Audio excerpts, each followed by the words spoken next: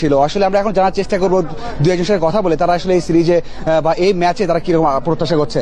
আপনি তো খেলাতে এসেছেন, আপনার কাছে কেমন লাগছে এই ম্যাচ? ভালো লাগছে। আপনার কি মনে হয় এত রান চেস করে জিততে পারবে? জি জি, জিতবে, বাংলাদেশ জিতবে, বাংলাদেশ জিতবে, অবশ্যই জিতবে।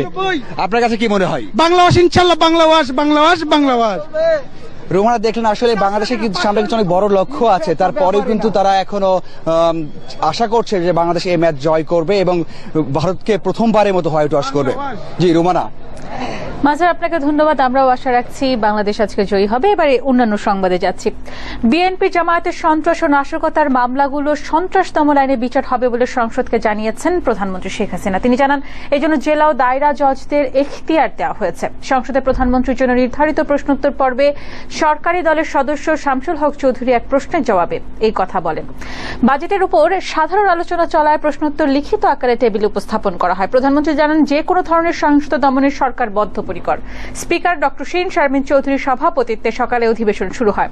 সংসদ নেতা ও প্রধানমন্ত্রী অধিবেশনে উপস্থিত ছিলেন। আরেক প্রশ্নের জবাবে মানব পাচারকে আন্তর্জাতিক সমস্যা হিসেবে উল্লেখ করে প্রধানমন্ত্রী জানান, এর বিরুদ্ধে জিরো টলারেন্স নীতি গ্রহণ করা হয়েছে।